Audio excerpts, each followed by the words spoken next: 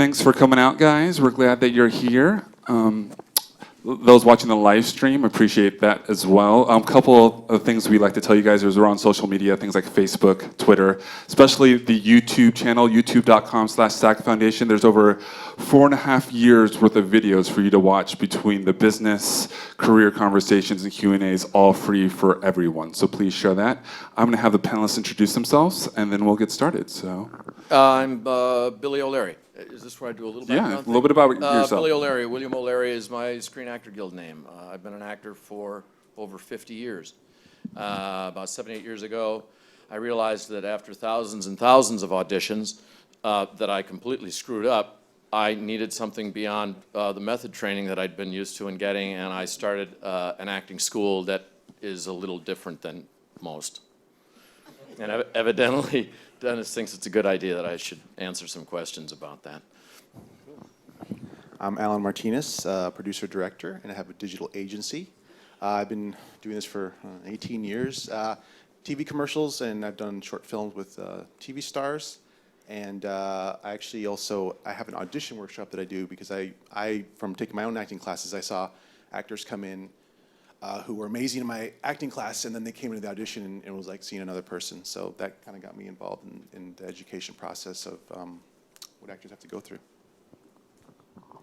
My name's Dave Reifsnyder. I've been an actor and working in casting for commercials for more than 25 years. I'm Caryn West. I'm a working actress. I've got a call back on Monday. In New York City after canceled once because of the blizzard I flew in for, and it got canceled. Actors Murphy's Law. I've been doing this for about 35 years, and I also teach auditioning. I started doing that. No one except Michael Shurtleff in my day knew about that, and so it was based on every mistake I'd made the first 10 years of my career. I also teach scene study. I teach at Lee Strasberg here and Tom Todoroff in New York. And I have my own private studio, and I coach privately a lot of working actors. Let's give them a hand. Say thanks for coming out. So just to give you guys a head up, while we're talking, the feedback is kind of the title and the main thrust of this evening. I thought we'd start kind of pre that in audition prep, just to kind of get us segue us into that. Thank you for my notes that I just forgot. So first thing we're going to talk about is I'm going to start with you, Alan. As a director, talk a little bit about how often, or maybe not so much, how you see actors being specific in their room. Is that a thing you see often, or is that not so much? Yeah, sure. It varies. It depends on the project, but I find a lot of times that actors can come in with a very generic choice, and a lot of times I think it's because they're trying to be safe or not to be wrong or whatever, and a lot of times that's not exactly what I don't want. I'm looking for someone to take more of a risk, you know. But a lot of times risk doesn't mean that you have to do it crazy. Sometimes it's just going a little deeper in and making a choice that's totally in tune with what would make that scene maybe, you know, come to life, you know. A lot of times what's on the paper is just what it is, but if you get a little deeper into the subtext, then it becomes, you know, that's when it comes to life. And a lot of times you'll be in a situation where the people in the room might not be able to talk to you that way, so you have to just do it because they're not going to tell you to do it that way. You're going to have to make these choices yourself. So Caryn, when you're coaching with students, they come in, and do you have them run it through it first to kind of see what choices they're making, if any, before you start coaching with them? Is that how you work with them, or how do you kind of start that coaching process with a student?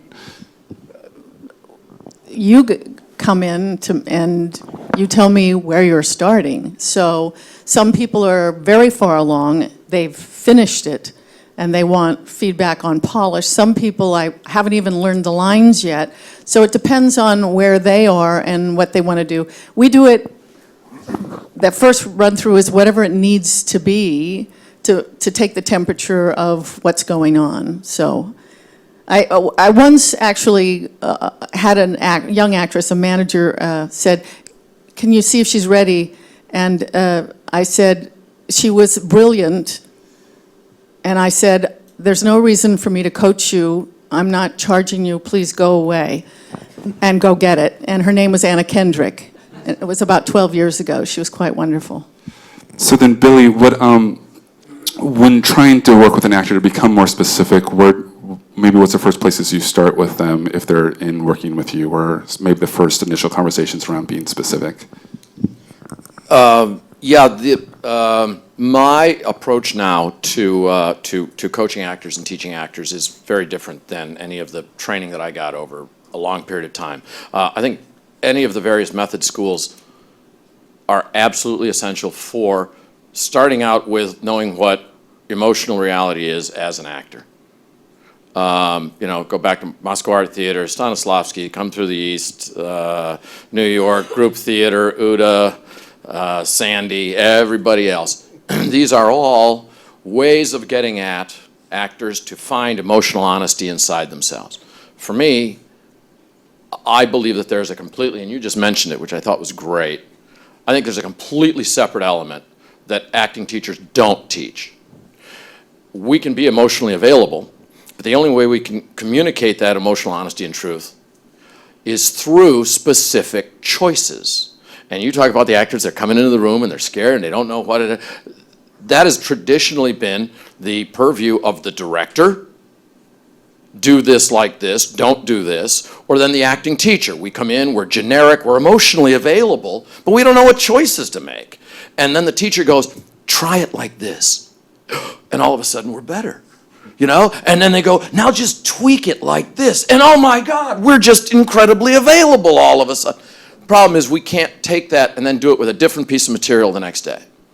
We don't learn how to make specific choices. We learn how to be emotionally available. Someone else can guide us through directing specific choices. But I think the real issue that at least all the actors that I coach have is learning how to know what is actually wanted in the room on every single line. And that's what I teach. But I want to keep my job. No, I was kidding. One point he said, one thing he just said about, you come in there being scared. Actually, I don't see that. I actually see, when I do commercials, it's not scared. It's almost, I wish they were a little more scared. I wish they were a little bit more like, oh my God, am I going to get this? It's more like, I got 20 gigs, auditions today, and they're running around from Santa Monica to Hollywood. They're changing in their car, and they have all these clothes, and they come in frazzled, and they haven't even seen the script. It's like you're in the suit you're supposed to wear, but you haven't seen the script. So I could care less about your suit. I want to see, I don't care about the script. I want to see you be in behavior and make a choice. Is there a difference for you, because you do both commercials and film? Mm-hmm. Is there a difference for you in terms of what you need from the actors in each of those products? Not at all. No? Let's get on the commercial. Nice segue there, because I want to have Dave jump in here. What are you seeing actors? Are they coming in kind of like that frazzled mode where they're like, okay, I don't know what audition I'm at? Or do you see a lot of actors going, okay, boom, they like very specific? I want to be really honest with you. I'm going to have Dave jump in on that as a session director. I can be honest too. It's going to be a night of honesty. We're just going to... I think despite what was said earlier, I think commercials and theatrical are completely different. Actors that do both can tell you that they have to do a lot of preparation for theatrical stuff, be emotionally available. For commercials, it's pretty much, I've been in rooms where people just say, just please give me a line reading. So it becomes like, I need to, because it's a different process, it's a different approval process. You have so many different approval levels in commercials. You got to get to the agency and the director, then they have to go to their client, and they have to approve you that way. And they want you to get it. But where in theatrical, you're going to producers, but you're in front of the producers when you're there. With commercial, they're submitting a video of you. So they have to get that from you right now with 50 other people waiting in the lobby, and let's just kind of move it along and just do that. So very often, outside the room on initial auditions, it's my job to just make sure that everybody kind of knows what page we're on. Read the copy, I'll help you through it. That's, as a casting associate, that's my job. That's how I view it. That's awesome. That's really cool to hear. That's just, as an actor, you're just having somebody in the room say, hey, I'm glad you're here. Relax. I'm going to tell you what to do, okay? And we're going to make you look freaking awesome. That's just really cool. That's just really cool. You need that person on your team. So in this audition prep mode, Caryn, you work a lot with action verbs and breaking down this line by line. finding your action. Can you talk a little bit about that, of what that means for actors to do that? Sure. I think a lot of times there are too many words and too many vague ideas of what you're doing, and it really comes down to moment choices you're making subtextually in terms of thought and action, or what you're trying to get from the other person and focus on them as opposed to yourself. So a book we use a lot, which Cheek by Jowl company members made, called Actions, the Actor's Thesaurus. It has 50,000 verbs in it. Some of them are, because their English choices of verbs are pretty intellectual, but most of us, I think, have about 50 stock verbs in our own habitual communication.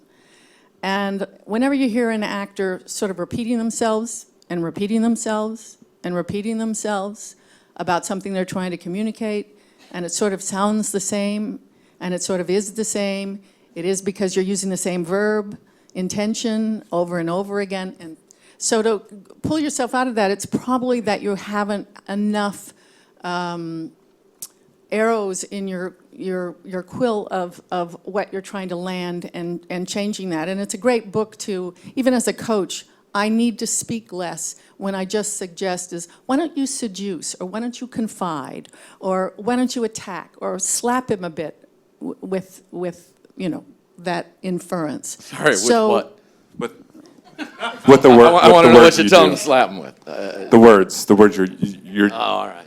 not physical. I wanted to go to that class. You don't understand what I just said, Billy? She just slapped you right there. Look at that. He knows now. Or confide in you.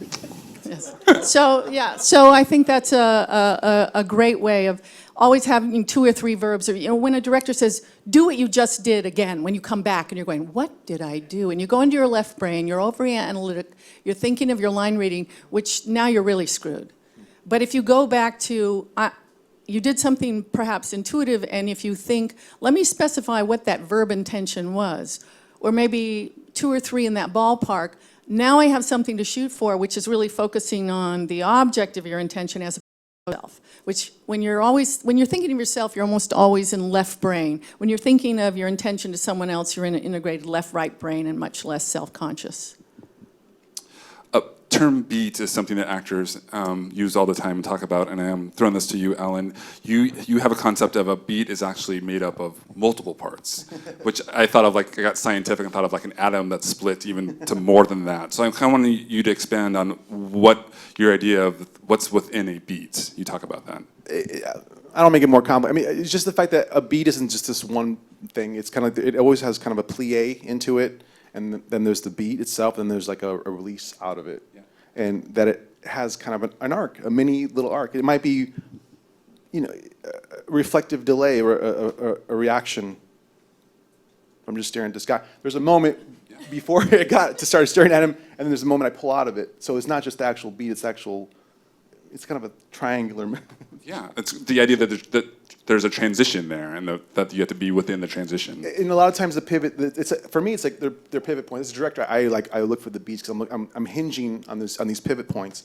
And when I'm editing later on, I'm really we never talk about this, but we're looking at these beats. Like, okay, where can I cut? Do I want to hang on that beat before I cut away to the other guy, or does that beat express something that's going to help convey what's really happening in the scene? So I'm always looking for that. Yeah, for sure. Billy, you talk a lot about television shows as the entertainment product, and they have to sell, they have to make money. Specifically, how do you recommend the actors find out what a show is selling? You talk about that in a lot of what you teach, that the shows are selling something. How do we figure out what that is? Yeah. Again, my orientation, what I teach, and also how I act is completely counteropposed to method in any way, shape, or form. What we are trained in is a 100-year-old art. What we are auditioning for is a commercial product. Every single, there's some exceptions, but 99% of what we're auditioning for, if we're lucky enough to actually, get auditions and things here in the city, I'm talking about film and television. We're auditioning for a product that people are putting money into in order to make money. We need a collaborative relationship with a director if we're working on a piece of art, because it's the director's vision, and we as actors want to need to fill that director's vision. What I discovered was that commercial product is knowable every single time. You can know exactly what it is you're auditioning for without exception. Guest star, one line, co-star, drama, comedy, TV, film, it doesn't matter. They are all exactly the same underneath, because they're all designed to make money, and money makes money in the exact same way every time. Every single scene in TV, every single scene in film actually is identical. Every line. What I wind up teaching is how to analyze a scene the exact same way every single time, and then see what the nice little differences is that make it look fabulous and interesting every week. I mean, if we're watching CSI every week, is it really that different? By the way, I adore all the CSIs, and I'm really looking forward to CSI Cyber, by the way. Just saying, I'm just looking forward to it, guys. But every single scene, every single episode is the exact same way. All shows, all product are, because the money needs to work efficiently, and the money needs everything to work absolutely the exact same, so they can predict it absolutely. And I know this from personal experience, because if you screw up the making of the product, they fire your ass. Yeah, that's right, baby. That was when I began to realize that maybe I was lost in method a little too much and needed to just respect the entertainment product a little more. First thing I do with my actors is, there's 5 questions you can ask. First question I make them ask is, what's the entertainment product? What's the thing you're going in to audition for? Again, I'm talking about TV and film. The way you answer that question is, what was the pitch for the product? Somebody had an idea for a show. They had to go to somebody with money, a network, studio, private funding, whatever. Right. Yeah, to sell it. What the pitch was it's like this, which was extremely successful. Let's say we're talking about a medical drama, kind right? of a Goldie Hawney, Chevy Chasey kind of a thing? Yeah, if you go back that far. That's from the player. What was that last one? I think it had to do with a shipwreck or something. I don't think it did well. The pitch was, it's like this, but it's different.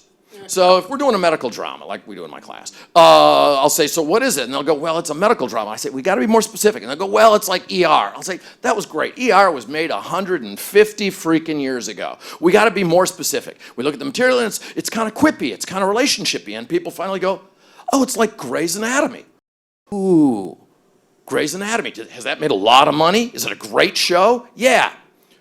Okay, how's it different? Well, it's set in a blue-collar town with real rough blue-collar people, and we're gonna blow up a bunch of stuff. So the thing we're auditioning for is Grey's Anatomy, but blue-collar and gritty. What this means in our auditions, because I only teach stuff that's really practical, is every single choice we make on every single line has to fit within either Grey's Anatomy, kind of quippy, relationshipy kind of stuff, or is blue collar and rough and gritty. The first sentence that the female actress says is, I talked to my buddies at our old hospital. It's the opening line of the pilot.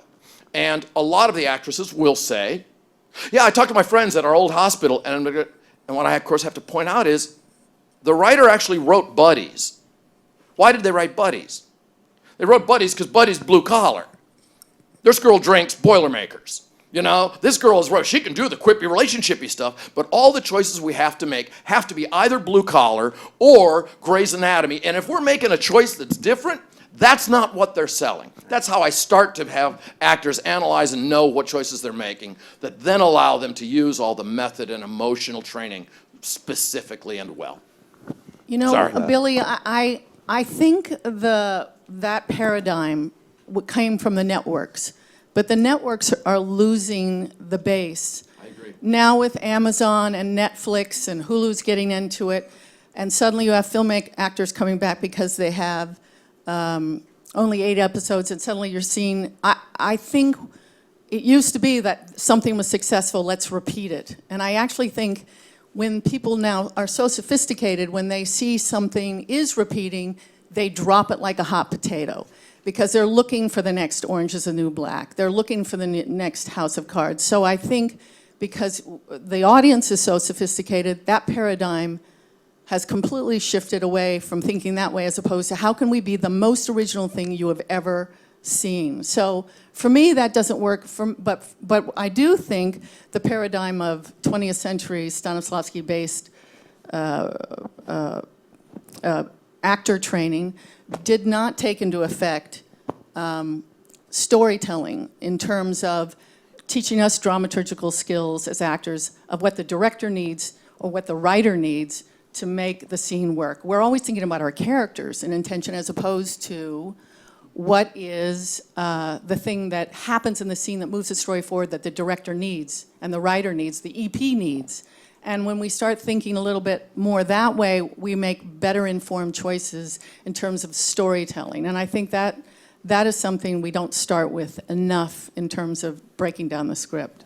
Alan, go ahead. Yeah, I do want to say that I hear what you're saying. What I love about what he said is that there's so many moving parts on a film set. If you've ever been on one, there's a million moving parts from sound, from production design, from actors, from the camera, from lighting. And he's giving a framework, and I prefer a framework. I mean, we can bust out of the frame, but if we're scattered way out, we're way all over the place, then there's just so many moving parts that you're having to deal with that sometimes some things get lost. And I think starting with that structure is a great way to go. But I also wanted to address what you were saying about the difference between commercial and film. The bottom line is there's a product and you're selling something. It doesn't matter, right? But the point is, here's my analogy for everybody, and I want to ask this question to the crowd. Okay, so talking about commercials, right? Like how much time do you invest in a commercial versus a movie, right? So Does actor prep? sure. Okay. Right. So you think about how much time you spend on a 30-second commercial. How long do you look at that script? How long do you practice? Okay. Now you get a phone call from your agent, and you're up for a Scorsese part with one line. Probably less work technically than the commercial. How much time do you spend on that? One day? A week? Do you hire a $100 an hour teacher? Or I don't know how much it costs, but $100 an hour? $500 a second Yeah, baby, teacher. because we know them in this town, don't we? Do you hire a teacher who coach you for weeks for that audition? Yeah. Which one is it? Right? So I'm not expecting you to come in spending that much time for a commercial, but if we could just find a happy medium and put, because if it's one line, you're going to think about a million ways to play that. You're going to find what the framework is, and you're going to come in and you're going to kill it.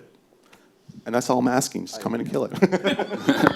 I'm going to send this one to Dave. Dave, you talk about an actor knowing their strengths and bringing that into the room. Can you elaborate on what that means?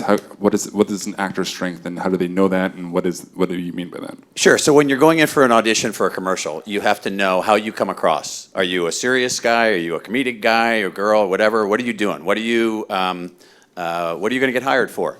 So if you try to be the big brash, funny guy, and you're kind of a meek, quiet person, then you're not going to get that. So I think it's really important to know that when you go in the audition and you're submitted for that and you're brought in, here you are in the room, how can I make this, and it's the buzzwords that we're talking about, like make it your own, right? How can I make this mine? How can I, change a line or add a line or put a button on the end where that applies to me and it brings the attention around to me? So I just, it's that kind of. And your unique essence that. Yeah, right, Yeah, exactly. yeah. So that's I love important. it, yeah. We're going to get into a little bit of the feedback portion of this conversation. I have a whole bunch of general feedbacks that I made a list of, and our audience have some different ones as well. And what I'm going to ask of you guys is, I'm going to throw out a generic feedback term, and then how would you recommend an actor translate it, or what's the kind of break that down to what maybe a director really means by that, things like that. Kind of just an idea of if you got this term, how would you then go about making it active or understanding what it means? Can I just make a general statement before we start? Absolutely. Whenever you get words you don't understand, you ask.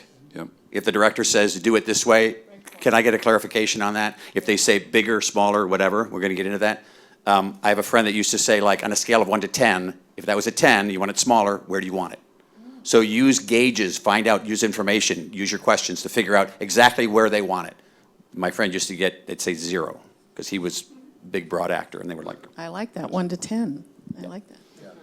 So one term actors hear a lot is the idea, we talked a little bit about it, be yourself, and we talked a little bit about that commercially, but let's talk a little bit about that theatrically. What could be yourself if you get that feedback mean in the audition room, and then how can an actor take that? I think sometimes, excuse me, an actor will have a representational idea in their head of what is wanted, and they can see that sort of force field around you. And I think you have to breathe and let go and arrive with more authenticity. So I think a lot of it is we can see you're acting. There's an idea in front of you. So can you come to the process? Would you include listening as part of that, or maybe being in the moment more? Is that maybe part of what be yourself means? Is that part of it? Yeah. No, absolutely. I mean, part of my workshop for auditions is definitely a listening exercise where I have them do nothing more than a reaction, and I start talking to them and watch them react. And a lot of times they feel they're doing a lot, and then they see the recording back and realize like they kind of did a stone face sometimes, or they're not really emoting, or so that does happen. Another term that we get a lot is the idea of less is more, and maybe we'll start commercially. Is that term used at all commercially, and maybe does that mean? Oh, that's used all the time. Less is more. And hopefully everybody understands the general idea of what that means. But usually what happens is people are trying to emote so much or trying to bring so much to it, it just gets out of hand. So less is more. Like commercials very often, a lot of times, there are exceptions, but a lot of times it's more reality. Play it small. We want it small. We want to try to be a slice of life. People walking, go to a mall, go to an airport, watch people do what they do. And that's what they're looking for. So they're selling their product with more of the idea that you don't have to do a lot in the commercial, in your audition, to go like, hey, that's great. It's just like, wow, that's great. So it's just that honesty of it. Theatrically, what maybe less is more? Is it internalize? Would that be a right word, or how can we internalize things more? Is that how less is more is maybe something that can be activated? Yeah? Sorry, I was fascinated. He's taking mental notes. I actually have a problem with all of these statements. Sure. I think they're all fallbacks that are absolutely necessary, unfortunately, almost all of the time, for casting directors, and et cetera in the room.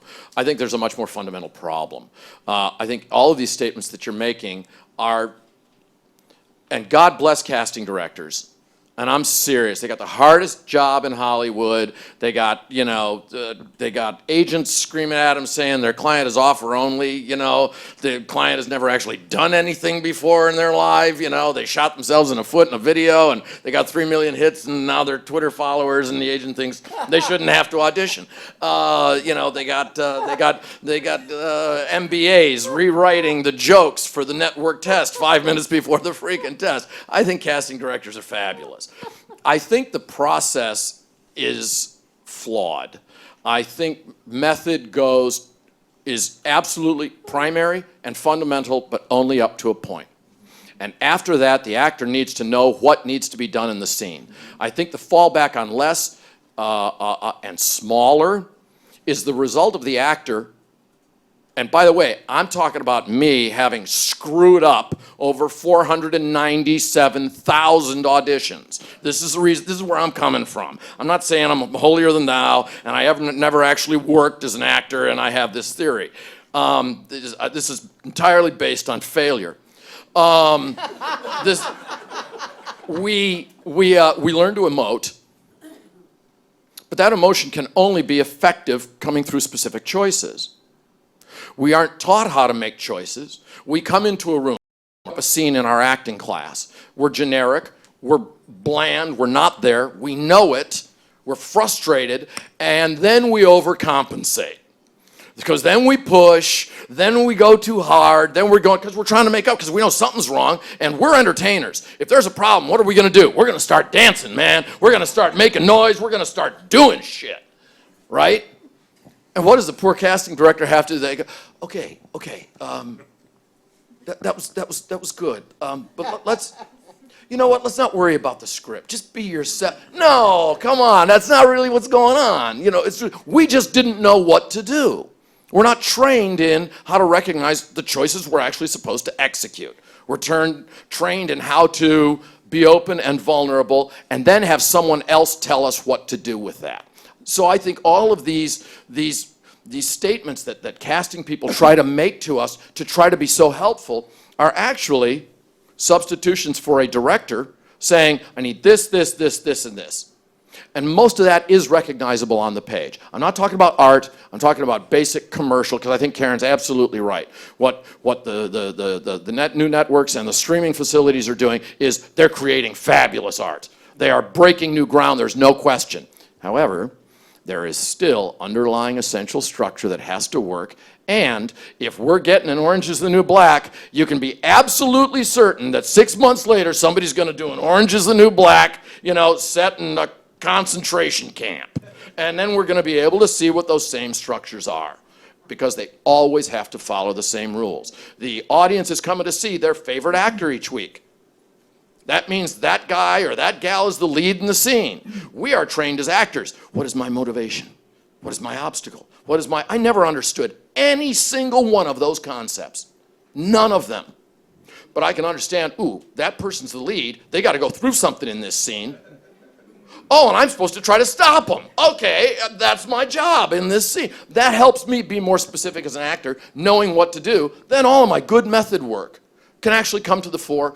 I think it's about specificity in choices rather than less, more, or just be yourself. But you know, you said a director says, I need this, this, and this. The director knows where he needs it to arrive because he's got a production schedule, and he needs it in 2 to 4 takes, and he's got a 12-hour day. And so he is thinking in terms of results. And so they shortcut with these things. Less is more is something I've heard many television directors say to us as well, because I don't think we can change that. I think we've just got to interpret. We're in our Correct. process, Yes. and we have to interpret that they're saying, here's the result I need, you figure out how to do it. And that's our job. It doesn't feel fair that we don't have an acting coach there telling us how to get to it. We have a director who says, this is what I need. I don't care how you get to it, but get to it. And I think that's the reality of it. And usually I think less is more is the director is protecting you. Because we get all wound up, we sit in that trailer all day long, and unless your muscles as a series regular are very, very warmed up, you don't know the tone of that show. You can't unless you're a series regular. So if you're a wound up co-star or a small guest, or it's your first day on set, you can't feel it until you get there. And so that director will usually bring you down. And it's for you to say, okay, I'm pushing, or I can confide more, or I can get off voice because I'm wound up in terms of energy, or I need to breathe here because I'm tightened up. I've got lactic acid all over my body from rigidity of, am I doing it right, you know? It just sounds horrible. Yeah. I find it interesting that a lot of the directors that I've worked with in commercials do not have any training whatsoever in communicating with actors. Yes. They don't have actor training, they don't have any, so they're using words that they may have heard, they're using shortcuts. Sometimes we're in a small room and you've got 150 people that you're gonna see that day, and so we've got to kind of move it along, so they use shortcuts. Again, it's your job, if you don't understand, to ask a question and get feedback. But for them to sit there and say, I don't know how to, I mean, I've given direction in the room from behind the camera while I'm running the session, and the director will say, oh, that's a good direction. It's like, oh, okay, it's called directing, you know? So you have to kind of show them what their job is. And sometimes they don't know. Sometimes they got to worry about location, they got to worry about production, they got to worry about all these other things, and sometimes communicating with the actors is not on the top of the list. So there's a lot of truth in what he's saying, and I was trained by Jeffrey Tambor, who just won the Golden Globe for Transparent. Transparent. And he was my teacher for 3 years, and that's where I learned. What I learned is the vocabulary, but I also learned that, oh my God, I left so much on the table. I became much tougher on my actors after being stuff like, oh my God, we could have gone way deeper. Come on, let's go. So I hear what you're saying, but in my workshop, I talk about, we go the whole day, and then at the very end, I start giving them really bad direction, and I want to see what they're going to do. I throw a curveball. I'm like, okay, do it bigger. And I'm going to see if they're going to challenge me, and sometimes they'll just go, I'm like, you're not going to stop and ask me what that means? Like, and then we'll talk about it. I say, well, I'm not going to tell you what it means, because I don't know. I'm playing a director who's not trained theatrically. So now we have to sit down, and we're going to talk about what that choice is in the context of the scene. So if I say bigger, what does it really mean? What I want as a director, I want you to be really loud, and I want you down to a quiet whisper. That's the result, right? So we break it down so it doesn't come off fake, and we have to figure out a motivation. And so maybe it's like a woman saying something, and she's very proud, and she realizes she's in the wrong courtroom, or whatever, whatever the thing is, so now it becomes motivated by the actual behavior. Caryn, can you give an example of maybe being on set or an audition room where you had to translate some feedback and make it active based on a result you were given? I'm going to put you on the spot here. Billy, you're next, so think. So. Remember, Billy, less is more. Yeah, less is more.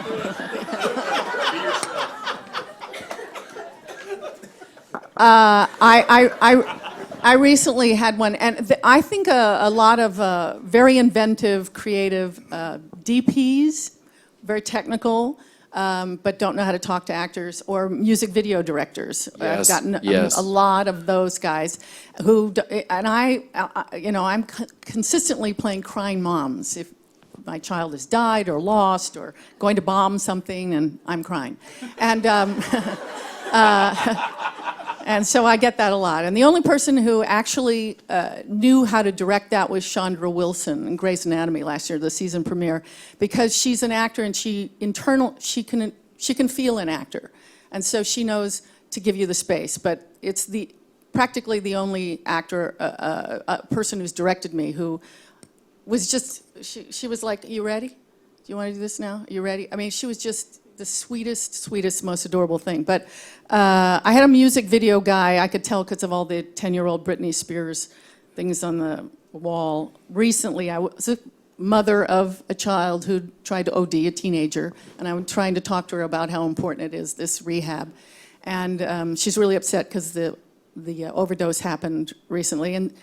And everything you, as an actor, have a problem with, like, here's the elevator door, and here's the chairs to get us ready, and people are coming in, here's the receptionist taking, and around the corner, not even in the other room, is the director directing folks. And we did it, he said, okay, let's go. Action. His phone rang. He was reading with me, the director. He got up and took the call, and it kept rolling, so finally I said, "You want to cut this?" And then he came back, I'm sorry. And there was a part of me that really wanted to get angry, because this happens a lot with us, we know, but I don't know what's going on with his life and why he needs to make that call. But it did throw me, and because you find your triggers, you try to put it on a shelf, you try to release it at that moment, and I pulled back. So the next thing he said was, we went into it, it was flat. And then he said to me, "Have you ever lost anyone?" Now I'm really pissed.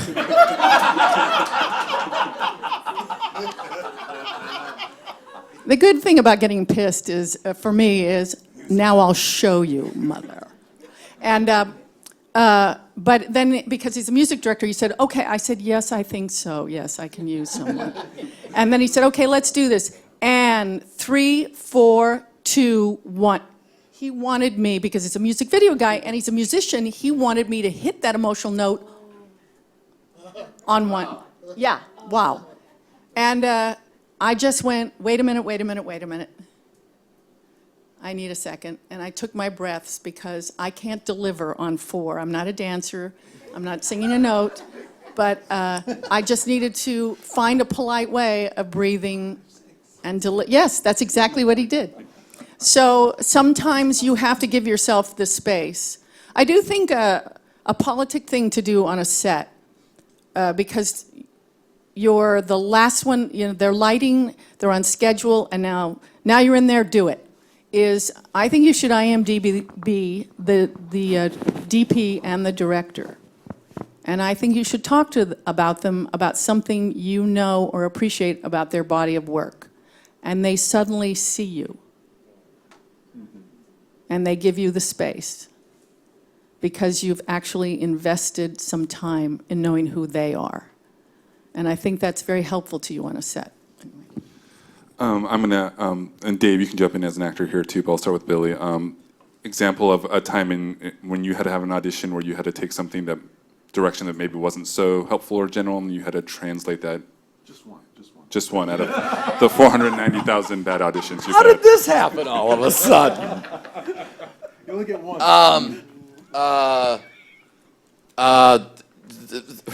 Two moments. One was years ago. I used to work okay. I used to get jobs, and the breakdown came out. They wanted a Billy O'Leary type, and I went in and I just completely blew that. I couldn't do me to save my life. I had no idea how. And the line was, "What the hell? Just be yourself, man. It was you we wanted in here." And I was like, I don't know. I don't know what that is. I play characters out here. I don't know. I didn't get that job. The only other one, there was an on-set one that was really scary for me. I had auditioned for West Wing a number of times and never booked it, and then learned that in Sorkin you have to talk really fast. And so then I learned how to talk fast, and I booked West Wing. Nice little guest role, and goofy little guy. And but he had about a 2.5-page monologue. And when you're doing Aaron shows, you'll have 7-8-page scenes, and they shoot it as a master. So you are one part of a 7-8-page scene in which there are very important, really good actors, and you can't screw it up. And I had this 2.5-page monologue, and I knew that I had to go fast. And we got through the first take, and I was like 98% word perfect, man, and I had just gone like that, I was like, yeah. And the director, Richard Schiff, comes out and says, "Okay, back to one. We're going to do it again." And he goes, blah, blah, blah, blah, blah, blah, blah, blah. And he goes, "Billy, pick it up. Blah, blah, blah, blah, blah, blah." And I'm not kidding. I got lucky because I'd been doing a lot of work, and I'd been teaching, and I'd been coaching, and I'd been really struggling to understand the actor's process so that I could communicate it to my actors better. And I realized what I was screwing up in this monologue, because I was saying all that really fast, But what I was doing was just creating this list of fast pieces of information. I wasn't giving a sense of where I was supposed to be headed at the really important piece of information that was at the end of the freaking thing.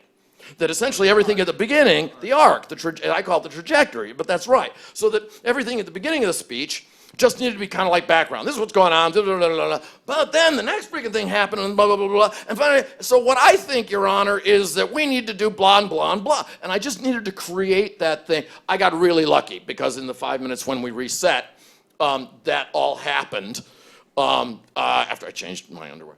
And we came on back. It was just kind of one of those nice moments. He said, "Okay, we're going to do a couple of pickups. I want blah, blah, blah, blah, blah, blah, Billy." And it was, but that terror in that moment of having no idea, thinking I'd just been fabulous. I frequently thought I was fabulous and wasn't before, but that was a hard one. Alan, did you have a? No, I was going to say Billy only gets one. No, Yeah, you only get one. Dave, do you have an experience as an actor that's similar to like having to translate something that was result-oriented or vague? Keeping it in the commercial world, very often you don't get a lot of feedback. You're sitting in a callback and the director's there and you do your one thing. Pretty much it's usually do what you did in the first call. So you do that. And then the director says, "Okay, I'm going to give you some words," and then you try to put that into practice, and they say, "Thank you very much," and so and you're done because they have 150 other people out there waiting, and they're just like, "Okay, maybe you're the right look, maybe whatever." And I've worked with directors who will just say, "Okay, look over there," and "Thank you," and they book the job. So when you go for a commercial audition, you literally never know because that director will work with you on the set. but he's so egotistical, he thinks, oh, I get the performance out of it, it's fine. But there's only one time where, of the commercials that I booked, and I booked a bunch of them, where the director sat down with me on set before we rolled and said, do you know why you got this job? That one time. And he talked about it, and it was something really simple, but no other time has there been feedback where you've auditioned, you've gone through the process, you booked the job, you go to wardrobe, you go to the whole thing, you show up, and the director says, so this is why we like you. And that never happened. So you're still kind of in a mystic world of like, I'm not sure why I'm here, but I guess they like me. By the way, that was the reason I had to stop doing commercials. Just because I could never figure out like, there's got to be a way to be able to do this every time. And you'd be great, or you'd not be good, and you'd not be good, and you book the job, and you'd be great, and you wouldn't book the job. I couldn't handle that. My psychology just couldn't freaking handle it. Alan, your POV on that? I've done commercials all over the planet. Hollywood is very unique. It is a machine. There's a ginormous amount of actors. If I shoot something in Portugal, or Spain, or Russia, or I've been filmed in Dubai, I filmed in Indonesia. It's totally, they don't have what we have here. I get to see about 100 actors, and about 70 of them don't even belong in the room. They're not actors, they're just like, they're faces. And 20 of them act a little bit, and there's really like 2 to 3 choices of what probably any of you, that quality of acting, and that's it. So what you're talking about is this grind that is Hollywood. And it's only here because there's such an industry here, and it doesn't exist really anywhere else. So. And you're all part of it. So you Welcome. fit into that machine somewhere, so you have to deal with that. But I think the courageousness is. But when it works, it's a amazing. book, When it you works, have it's to keep amazing. showing up, and if you stop showing up, you can't book. You really have to create the opportunities and keep showing up. Otherwise, you can't book anything. You know, I don't think it is figuring out the magic formula. It's really show up and try to tell a story. And on that page, I have a question I want to throw out to any of you guys. How do you recommend actors stay mentally and emotionally open when they're receiving feedback? That you talked about asking questions. What other recommendations do you have for actors to kind of not shut down when they're hearing feedback or yes it to death? I think they're not breathing. I literally think most of us, we go into people-pleasing mode, and the first thing we do is, yeah, I can do that. And we have no ability to assimilate we can't hear it, we can't take it in, we can't process it. I literally ask actors to take 3 or 4 innie-outies. Yeah. And really try to think about what was just said to you so that you can actually do something. But most of the time, people just go, and that's where we're screwed. And Alan, do you see then the actors just jump in and do it again without taking that extra kind of couple seconds to process that? And then what's kind of that balance in the audition room for all of you to go, what's enough time to process and too much time before you're like, okay, we need you to do that second take? Yeah, I've seen that happen before, and when they jump in and literally the first 2 syllables come out, I'll stop them, or you just know. I don't know. I've been doing this long enough where you just know. But a lot of times I will corner them. I'll say, okay, what was your choice? And there's this blank, and there was no choice made at all. I say, what are we doing here? I mean, what are we in this room for? I mean, that's the only thing you're hired to do is make a choice. Seriously, like moment to moment, beat to beat. That's it. More than anything else. I think if we boil it down to that, that's it. And so if you come in dressed in the suit, like the character and all that stuff, and you're on time, and you don't make a choice, it's like, why did you even come? Can I just want to jump in. I just found that I was, and I kind of felt like I wasn't alone, that starting in acting classes, I was so freaking anxious. I think Caryn's exactly right in terms of the breathing. We got to be able to drop into ourselves. But for me, what I discovered was that my acting teachers made me scared. And that was built into my foundation. And then I took that uncertainty and fear into my auditions. Then we do something that is completely not natural for physiological mammals. We then stand up and draw attention to ourselves, and our adrenal system explodes. We're not supposed to be going, hey, shoot me. You know, but as actors, we do choose to do that.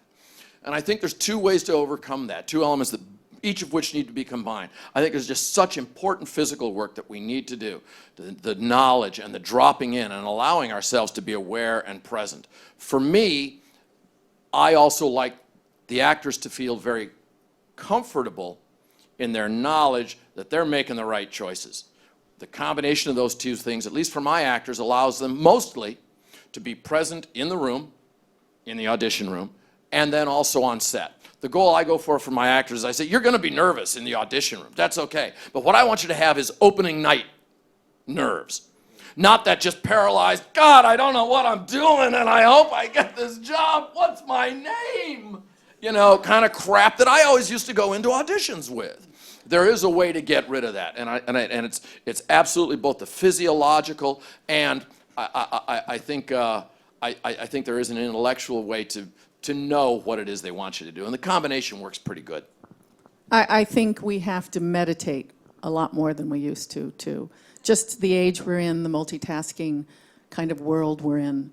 I think spending 10 or 15 minutes, I think you shouldn't drink coffee or turn off your cell phone when you leave for the audition. Meditate for 5 minutes in the car on how fabulous you are and how loved you are. I'm serious. And that success should be yours. My friend Wendy Braun, my former student, if some of you know her work, half the time I'm turning it on for myself or to someone else because she is an informed actor in terms of meditation work. And I think it's becoming really essential for actors to stay really deep, slow, centered. So you're saying all those years I was doing blow before my auditions? Well, that was... But That's what it was. sometimes it's tough because, for example, I know a guy on a way to an audition hit a dog. All right, he hit a dog with his car, so you still have to go outside of those events. It's nice to turn your phone off, it's nice to do all those things, but you have to have the flexibility to be able to say, okay, I'm here right now, I'm in the present, and I have to go forward with what I'm doing, and I have to be available. If I'm not available, when the guy says, be yourself, or do it smaller, less is more, whatever, then I'm not going to change my performance. If I don't change my performance, they'll say, this guy can't act. Yeah.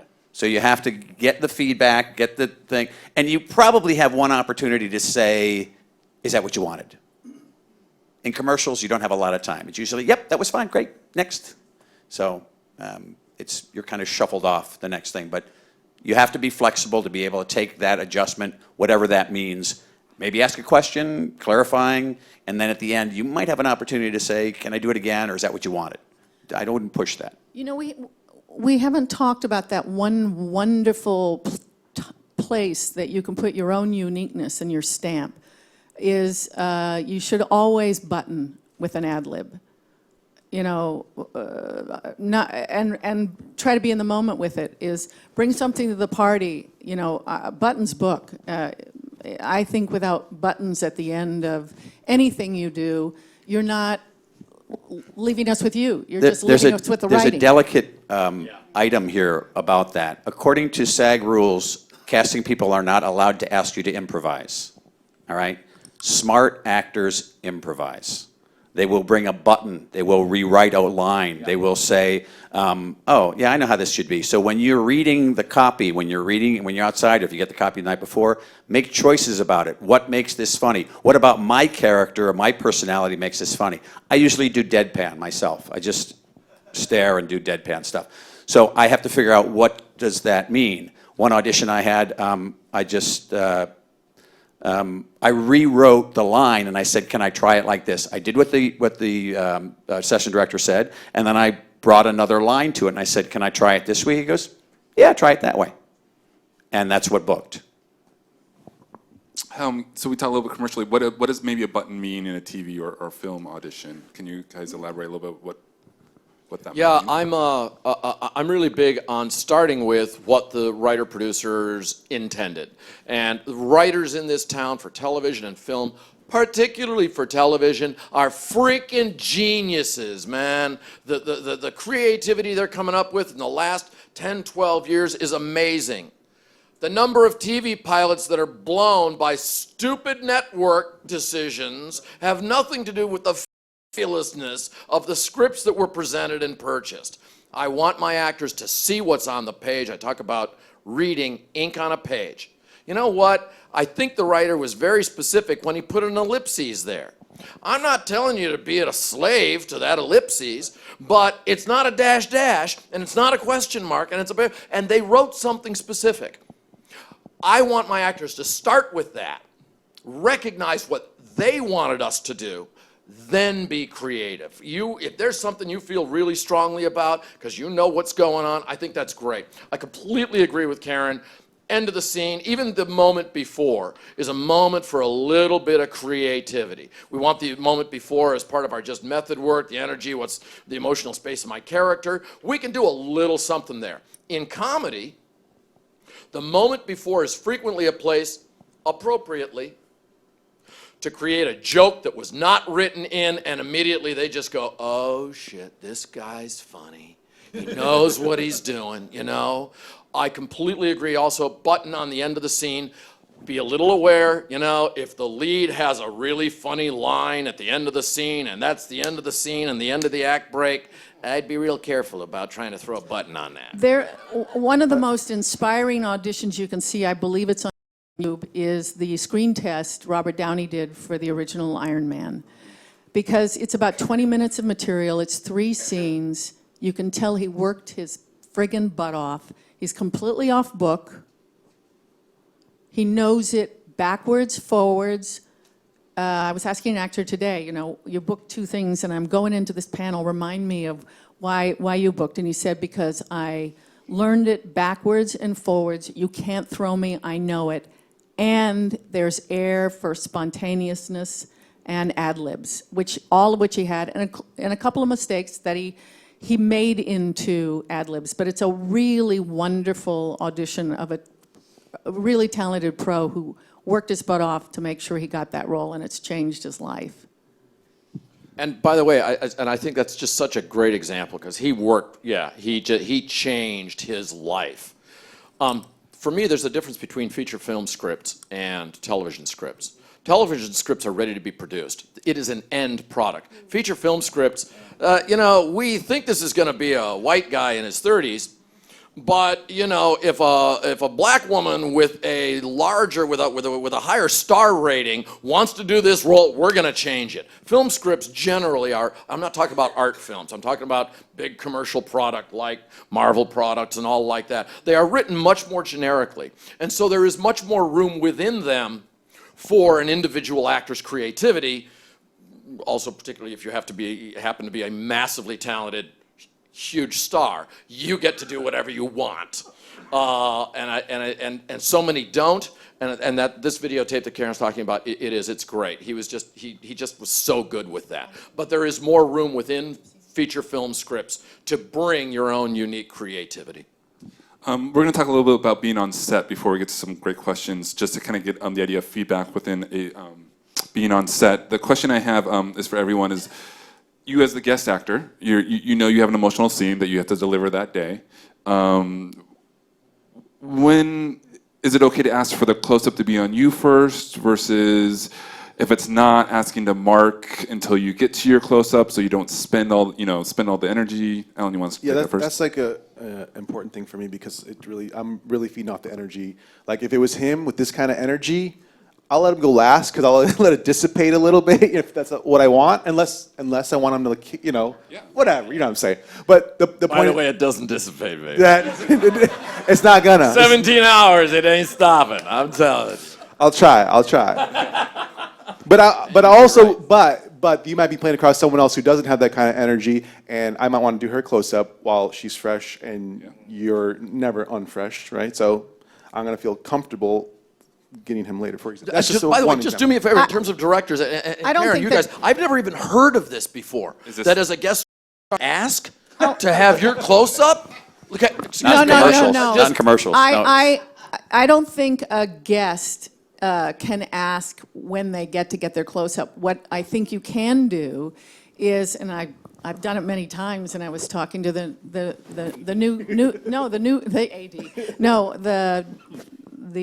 new cast members of Grey's last year about it, because I said, I think I'm up before you. And they said, how's that? And I said, because I talked to Chandra.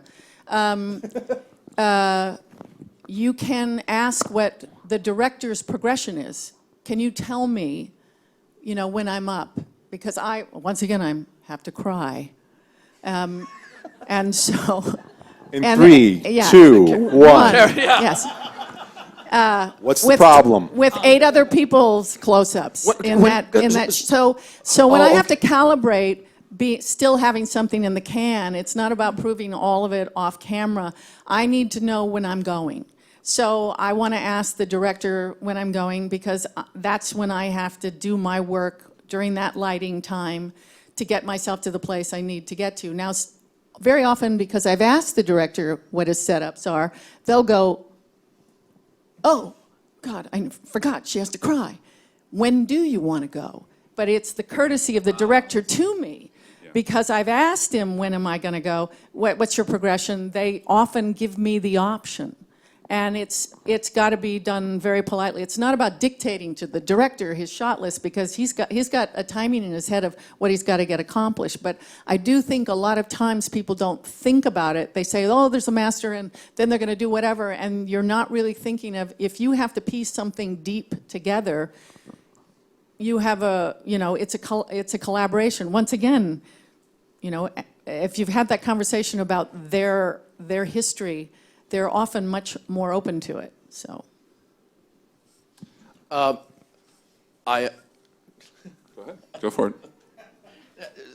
99% of the time, the only thing I have ever had a director say, because really, directors most of the time, and I just love that they all of a sudden, what you just said, what's your shot progression? And they realize, oh crap, right, you probably need a little bit of help and break and space to be able to do your job. The director's job on a set, particularly,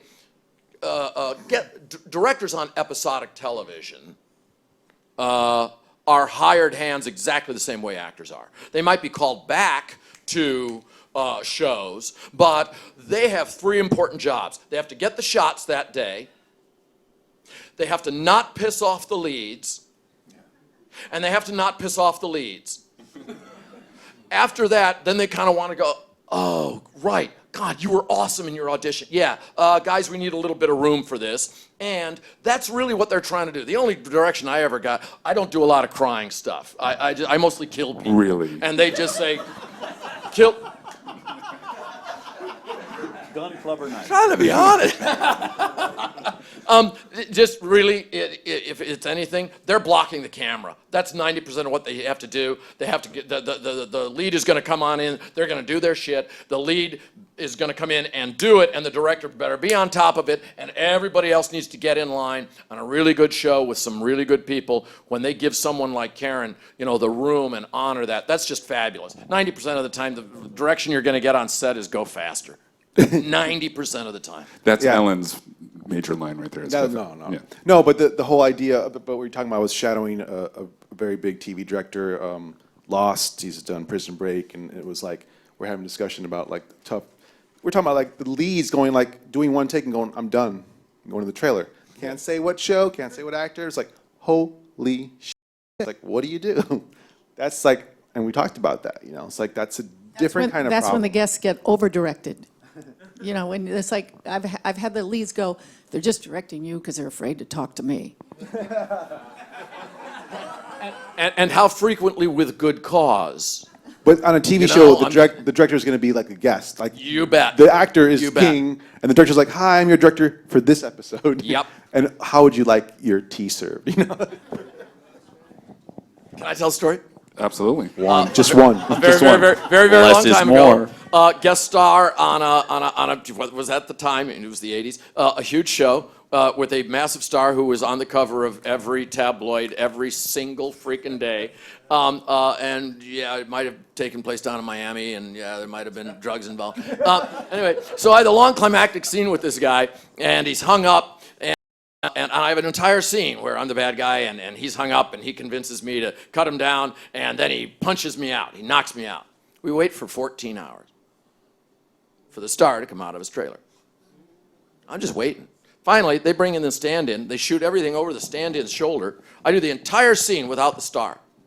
But they got to get the punch. So the star comes on in finally. It's about 9 o'clock at night. We've been in this mosquito-ridden swamp for I don't know how freaking long. And he walks in and he says, okay, can you take a punch? He's pointing at me. I said, yeah. He said, great, we're doing it once. Go. And I cut him down and he goes, what? He comes so close to my face. And I take the freaking punch and I go on over and he goes, all right, I'm out of here. And that was it. He never shot the scene with me.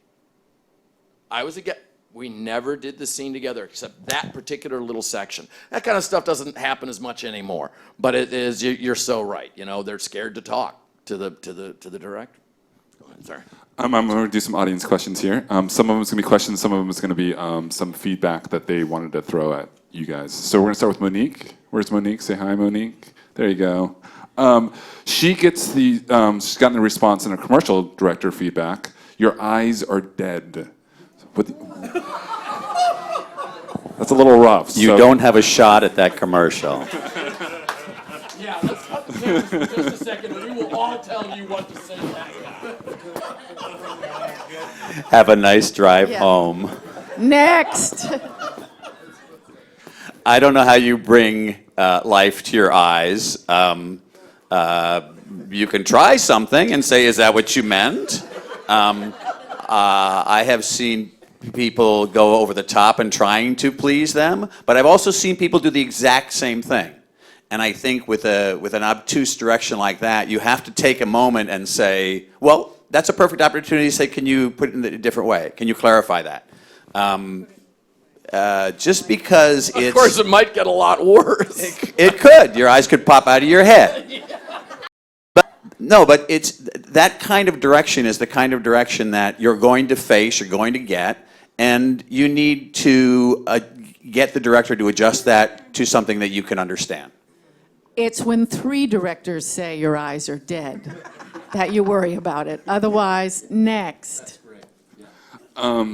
Is Ann in the room? Ann, where's Ann? Say hi, Ann. Over there, the back corner.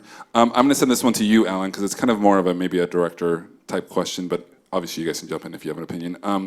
Redirects or feedback in the audition room, is it afforded to the does directors only do it for actors they're actually interested in? Is it actually a positive to get a redirect or get a second chance to do it?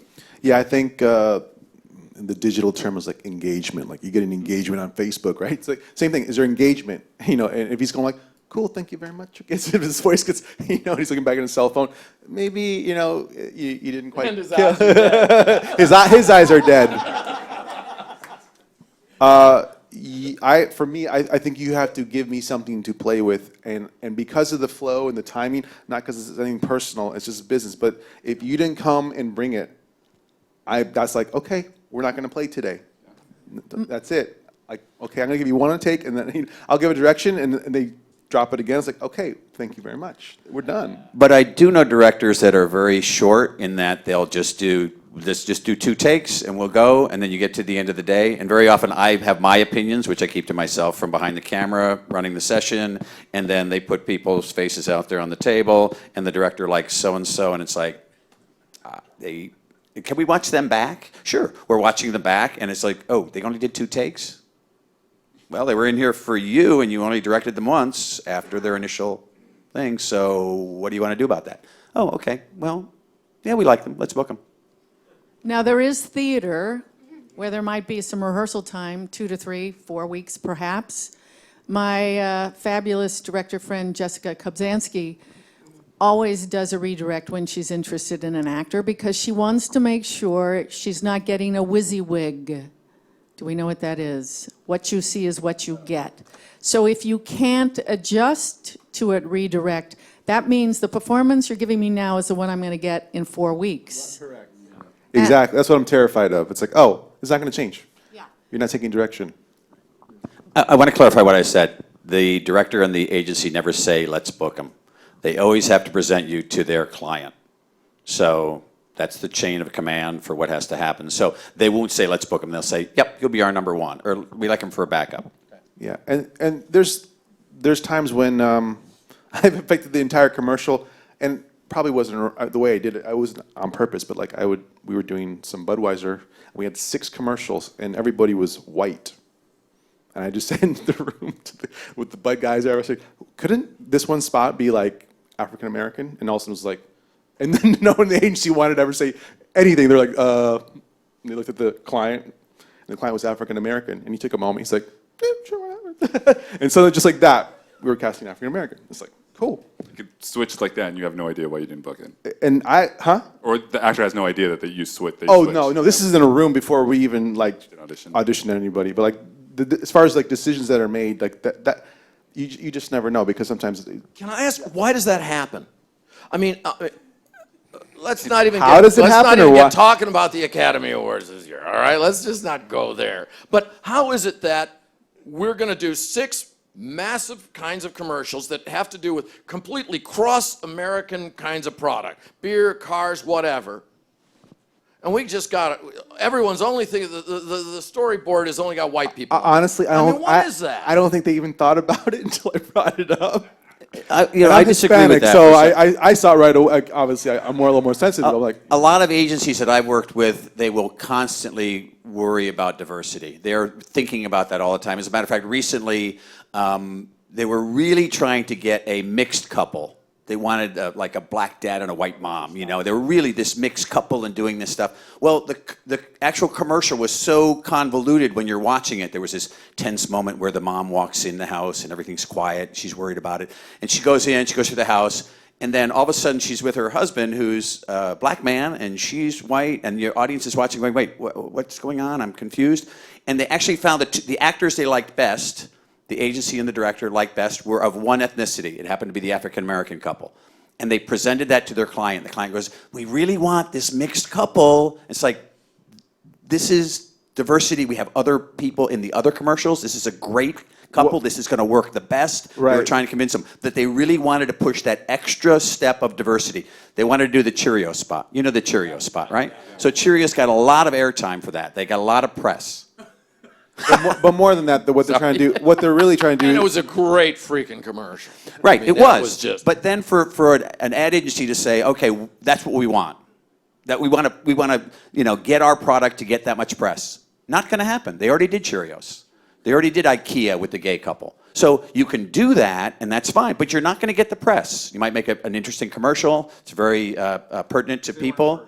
Because they went first. And you're saying their idea of what should be then superseded what was actually a much better communicative product. Exactly right. Exactly right. Just draw attention to the problem. One of my students, hashtag the all-white Oscars, just did a satire on this. It's on YouTube. Just put it out today, hashtag the all-white Oscars. So put a light on the situation, and we need to. We're going to have another question from Josh. Is Josh in the room? Say hi, Josh. There's his question is, what do you do if you get a direction that seems close to the character, like maybe it feels off or not quite? How do you handle that? His exact goes against the character, what they thought the character was. I think every character has like kind of that. If you study screenwriting, character writing, there's just a diamond of like the characteristics, and a lot of times you would have these 2 or 3 main attributes that follow through for the whole narrative of the film, right? But then you have to have this one counterpoint thing, and I think when you hear that, you got to find what that counterpoint, contradictory.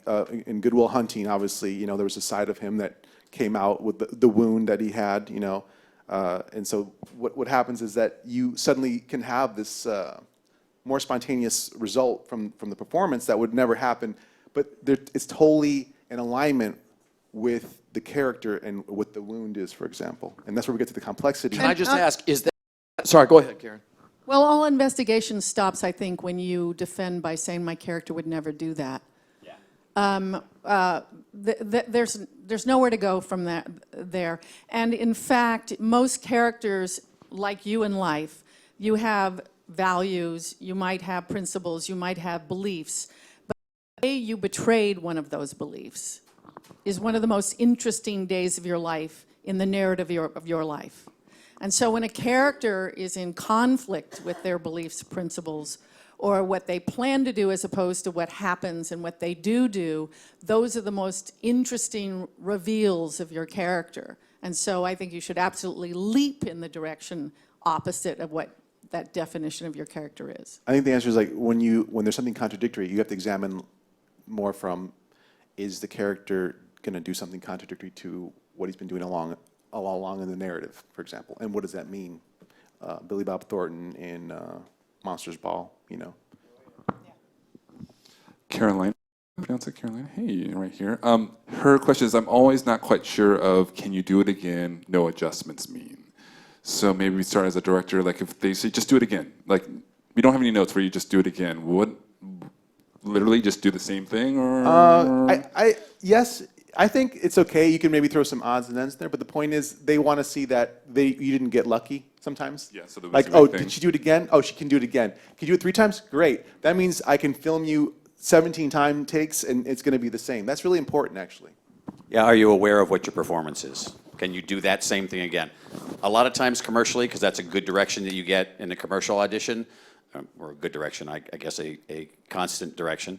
But people will not do it the same way again. And it's like, why did you change that? At the end, you did something different. He said, do it again. He's testing you. So do it again. I like to, I find that in an awful lot of scenes, there's usually like you could do the scene sort of 70% this way, but there's a 30% chance that there could be a different way of doing the scene. I try to have my actors prepped for both. I like to have them prepped to be able to do the scene still very well acted, very specific, so they know you're good and specific, and you can do it the first way again. But to show them a different color, I want that in their pocket, just in case somebody says, do it again, no adjustment. And you do it again, and you just got a little something different color going on there. Sometimes it comes down to what they've seen from other actors. All right, they go through the process, they're auditioning actors. I remember one audition I auditioned for, it was just, I'm answering the door, there's a 6-foot bug at the door. So I answer the door, and I'm stone-faced. And the director said, do that again. I did it again. He goes, that's the first guy that's done it. To the agency, because no one else was doing it again. They were in a different universe going like, oh. What we're talking about is continuity, that I'm going to film you at 7 a.m. for this medium shot wide reason. Logistically, I need to film it from an up or down angle. When you get the crane and the crane doesn't come till 4 o'clock in the afternoon, I need you to nail that like you did at 7 in the morning. Let's talk a little about the idea of miming in the audition room. Say that the in the sides the character's doing something, but obviously you can't. You have a small room. You're not doing the action of the script, the audition room. Billy, you have an idea that you talk about here about how do you appropriately mime miming's pretty hideous. There's an acting teacher in town, a good teacher, Leslie Kahn, and she has a monologue that she has about miming, and the monologue goes, "Don't mime!" and I think as a general rule, I think that's really, really right. What I try to do is for my actors, again, not coming from the character's point of view, but from the audience point of view, a piece of physicality in a scene has a purpose. It's to do something to the audience member. It's communicating a piece of information about the character's inner life, or we're kicking open a door because it's exciting, or whatever. I want my actors to identify, I'm big on anagrams. I want my actors to identify the purpose of the physicality, not for their character, but for the audience. Then I want them to find their ass, which is their audition appropriate substitution. So know what the purpose of that physicality is, then find a substitution that works for the fact that we're all sitting in a room and, the casting director doesn't want you touching them. They don't want you screaming on them or spitting on them or, God forbid, if we're doing a cable show, we know a number of things that we should not be doing in the audition room that they're going to be filming in 10 days.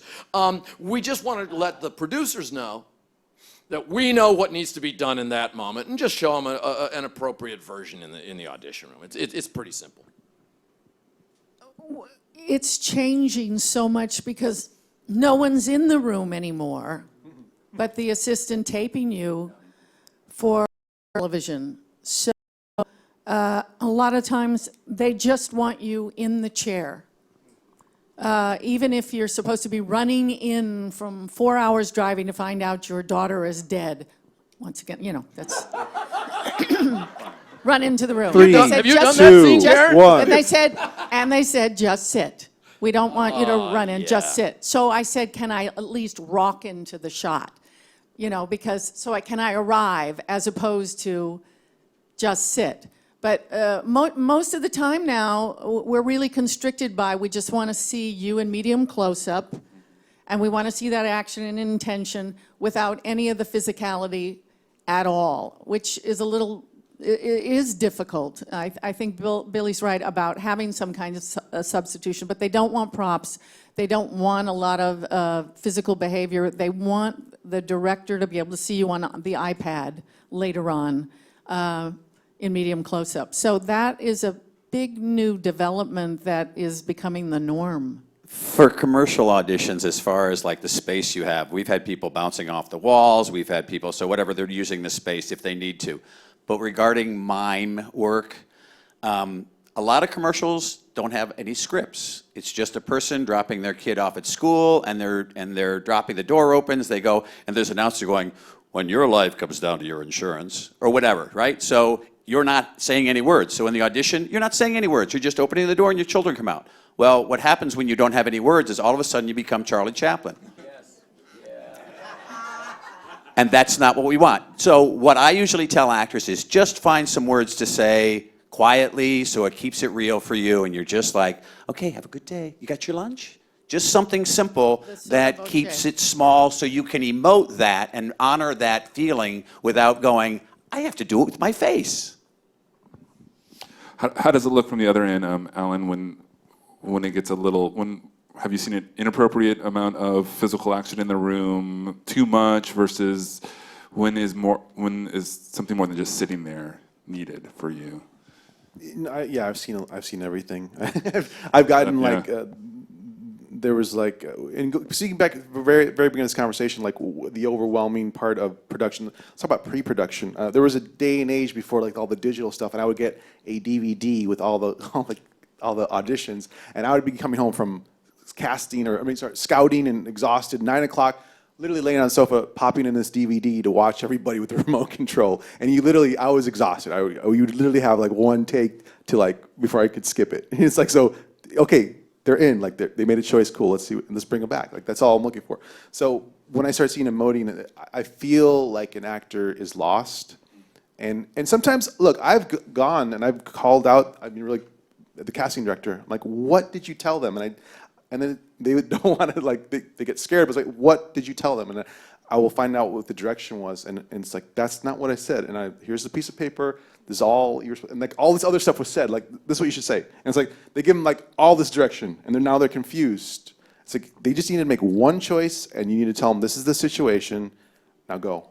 But it's like the game of telephone. The director tells the casting director something. The casting director tells an assistant something. The assistant tells the session runner something. The session runner tells the actor something. And then by the time it gets down there, it's completely different, and no one knows what's happening. The director watches it back and says, why am I watching this? I do think one of the evils of us trying to be helpful is our industry is full of lists of don'ts. And I think if you listen and create an audition technique from all the don'ts, you won't breathe, move, or do anything. Dead eyes. Yes, you'll have dead eyes.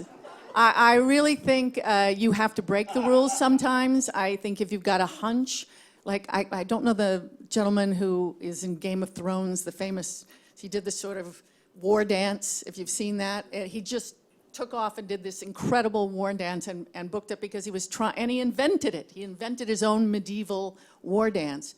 But he was so charged with what he was doing, he took this hunch, it was very brave and electric.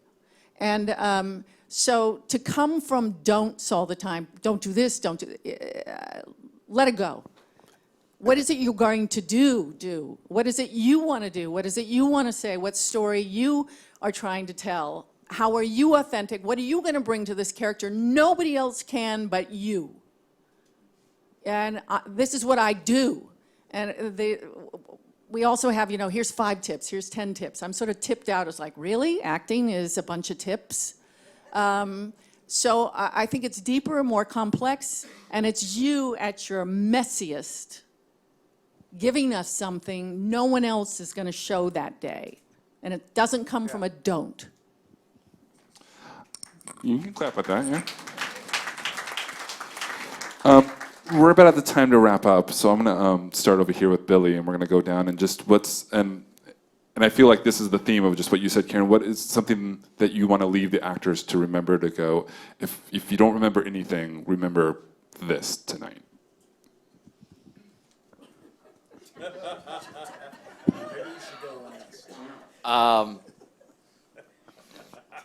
Hour 17, show it, come on. Bring it! Do less. Because less is more. Be yourself. There are a lot of theories, a lot of points of view, teachers, coaches, Lord. Try stuff. Find what works for you. You love acting. Bottom line is, you can't let anybody else's opinion, you can't let anyone else take that away from you. Finally, everything we've heard here, all the way down the road, director, casting, commercial, whatever, they want somebody who comes in the freaking room and is bringing some shit. You know, ultimately, that's what we got to do. Yeah, there's ways to do it here or not there or whatever so much. Finally, yeah, you got to bring the thing you love. That's the biggest final thing. Everything he said, me too. No, but what we really want to do, I mean, as a director, let's just talk about anybody you hire. Forget it, just actors. Like, I really don't want to micromanage anybody. I really want you to take over. I want to acquiesce and go, oh, great, and let's have some fun and let's play. And if that's happening, I want to hire you because I want you to make my life easy, and I want you to help me explore what this message or this story could really be. Yeah, and if you're not, then I am, and I can sit there and roll up my sleeves, and I can take my own acting techniques that I've learned and work with you. But it's not fun, and that's not really, you know, why we're paying money. You're just actors that are trained. So we definitely, to stand out, you just got to bring what you know, and you have to just be conscious every time. And again, like going back to the very first thing I said, like when you're running around town and you're frazzled and you haven't read the script, just read the script. You know, take it, or if you have read the script, like, just really own it, like really come in. Do less auditions and kill the auditions you do, or just try to like make more time, you know? Dave? The thrust of this panel is supposed to be about feedback, but what I want to leave you with is, for specifically commercial auditioning, I think it's very important that you get out and you get some improv classes, some improv experience, because when you walk into a room that's got a table and a chair and you're supposed to be the commander of a yacht, and it's got blue walls, and you're sitting there with nothing else, you have to put yourself in that environment, find your who, what, and where, and you have to sit there and create, like, here I am. And that way you have the flexibility when the casting person or even the director says, now do it this way. Now you're the engineer on the ship, so you can just, oh, okay, I can do that. Or now you're in a coffee shop, you're a barista. Oh, all right, here I am. So when you do the training of an improv, and I know a lot of actors that are like a little skeevy about improv. They're like, oh, well, you got to get out of your comfort. You got to get into that so that you get that out of your comfort zone, or you get into your comfort zone. Anyway, you grow a comfort zone about improv, so you can walk in and go, boom, boom, boom. Here I am. Somebody gives you direction, and you're flexible in that. If you walk in and you have one thing, they wrote this, and it goes, okay, that's the guy, and you walk in, you have no flexibility. Caryn?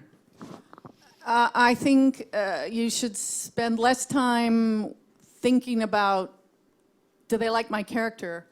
And think more about, how am I helping this story work? How am I helping the protagonist? What's my function in the story, and how can I make that event happen? I also think actors are very courageous when you show up every day, and you've got to honor yourself and stay courageous by showing up. Don't take yourself too seriously, even though I do, compared to Billy, who's having more fun. Have a lot of fun. Have a lot of cry fun. more than Billy What? does. But I like to cry. And I make lots more money at crying than Billy does. But I think a sense of playfulness and just knowing that you're really amazing people because you're courageously showing up. That's all I got. I think that's a good place to wrap up and give them a hand, yeah?